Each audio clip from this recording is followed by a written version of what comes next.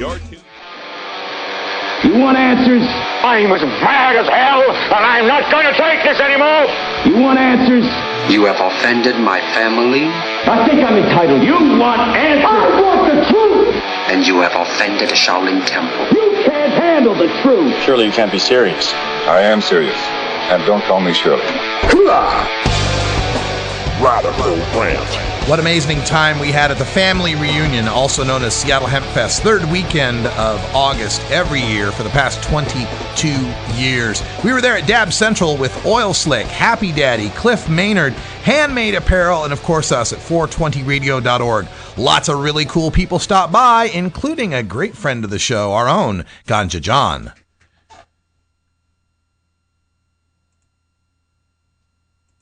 We have no power, but we have Ganja John. I'm here. Hi. I have multiple new weapons. New knives. So, you know what? That's what they tell me. It could be, yeah, a subsidiary of Oil Baron Enterprises.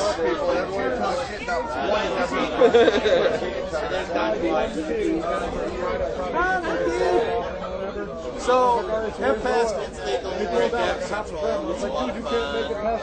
And I've never been hassled more at Hempfest. Really? Yeah, about torches and about dabbing. Oh, by the staff? Yeah.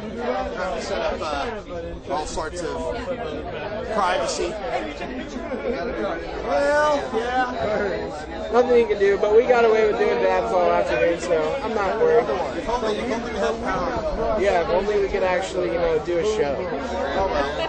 I'm going tomorrow. Oh, well, listeners, we had fun for you. See you at the Dab Daddy. I'm Dab Jesus. Good night. From cross country, we have Stoney, Snap. We go from Atlanta. We met at the Southern Reform Conference. And now you drove up to Seattle Hempfest. What do you think? Recreational cannabis. We should go back there tomorrow and get a lot of nachos. I want to say thank you to Vivian McKeek and Conti McKeek for inviting me here. It is the greatest experience, and I would not have missed it for the world. Thank you, thank you, thank you. Right on. So we're gonna bring this freedom to the South. We have to. Now. Yeah. By the time we get back from this event, we should have some freedom in the South. Paul, see? We should go be an ass together. We have to overgrow the government together. And they want it so bad they're willing to drive 2,500 miles. Oh, 25, 4,000, 10,000. We've been all over this bad boy trying to let everybody know we're not going to stop. Right on. We've gone miles and miles and miles and been broken down and picked back up, and we're still going. We're still going. Excellent. Well, enjoy Hempfest. I know it's been a long Peace drive. and love. Match one. Match one. Hey, Hempfest, how we doing? How's freedom feel? Smells pretty good. You guys are great. I'm so glad we're here to celebrate the victory that we had in the election.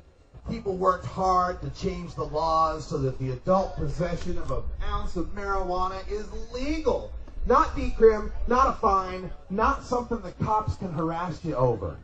And you got to see how much of an impact that has made across the country. I have put 60,000 flight miles on this year alone, traveling across this country, doing my show at 420radio.org. And what I've learned is that this war isn't over, it's just begun. And when we're in a fight against prohibition and against a government that has lied to us and against the police and the DEA that have spied on us and have kept us down and taken our children and shot our dogs and taken our homes and our money and put us in cages for profit, then it's not time to rest. We have poked the bear in the eye, and he's upset. There's private prison companies right now that are very upset about passing Washington and Colorado's legalization measures. They're very upset about looking at Alaska and Oregon to legalize in 2014. They're not too happy about the prospects of California and Vermont and Rhode Island and Maine and all these states falling one by one by one as the wall of prohibition comes down. And you started it. You pushed out that first brick. But in this war, we have to get armed. And whether you like it or not, some of the older listeners out there, you remember the draft. You all were drafted in 1970 when Richard Nixon declared war on you as a cannabis consumer. When they say war on drugs, folks, it ain't war on drugs. It's war on certain American citizens using non-pharmaceutical, non-alcoholic, tobacco-free drugs. That's what the war is on, and you've been drafted in that war. And as a soldier in the war on drugs, to fight back, you got to arm yourself with knowledge, with education. And that's what we do at 420radio.org. We are 24 hours a day. You can get us on TuneIn.com, your TuneIn app, iTunes, YouTube, Ustream, Stitcher. Look for 420 Radio. Look for Radical Rush. You'll find us. We're always there to bring you education because we have podcasts not just from the West Coast. We got podcasts coming at you from Texas, from Britain, from Spain, from all over the world, so that you get perspective on what's going on in this war. Because this war is still going on, and people are still getting hurt. Just this past couple of weeks, I've had to do some stories in my headline news that just make me cringe to think if this happened to my mom or my niece. In Texas, 2 women were driving one night when the cops pulled them over, suspected of throwing something out the window, allegedly littering. And on the dash cam, you see as they get them out of the car and they say, well, who's smoking marijuana? Your car smells a lot like marijuana. Who's got the marijuana? Neither one of them are like, well, we don't smoke pot. This is my boyfriend's car. We just borrowed it. We don't know what's going on. And on the dash, they had these 2 women outside in the middle of the street, freeway, road, whatever, highway, in Irving, Texas, I believe it was, called a female trooper in to do a body cavity search. On the side of the road, it's right there on the dash cam as the female trooper puts on a little glove, snap, put on the glove, reach down the front of the woman's pants, feel around, is there any marijuana there? Reach down the back, is there any marijuana there? No. Send her aside, bring in the other woman on dash cam, reach down, any marijuana there? Reach down, any marijuana there? You may have noticed I didn't change gloves. Neither did the trooper.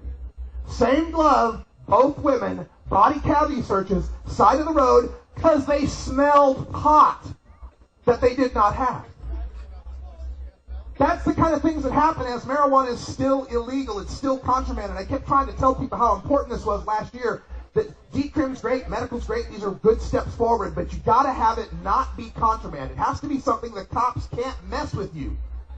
And when states across this country, because I've been this year to Texas and Florida and Georgia, I've been all over, and when they saw the highlight, this made national news, of the Washington cops detraining the drug dogs to not sniff pot, people around the country just lit up. They're like, oh my God, do you know what a drug dog means in Georgia?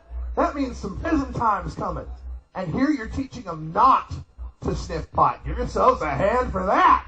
Yeah. Drug dogs that don't sniff pot. Yeah. And the war is still going on in the case of Child Protective Services. This is one of the ways they fight against our activists. I have a very good personal friend named Lindsay Reinhardt who was supposed to be speaking at Seattle Hempfest, but she couldn't because of her circumstance. She's in Boise, Idaho, my home state, where it's very, very red, very, very conservative. The legislature in Idaho, get this, actually had a vote to say, we will never, ever, in any way whatsoever, for any reasons whatsoever, legalize marijuana. It's already illegal in Idaho, right? They just had a vote to say, well, damn it, it's going to be illegal forever, damn it. Because of all the states around them. They can see Oregon and Washington legalized, and they can see Montana, they can see Nevada, they can see California. They know they're a little island of ignorance being trapped there. And Lindsay Reinhardt, my friend, has multiple sclerosis, and she stood up to fight. And she stood up to petition with the Idaho Medical Choice Act to get signatures, to get medical marijuana in Idaho. So what did they do? They manufactured a reason for the cops to come over, to come in for a well child visit, and to take her children away, ages 6 and 10.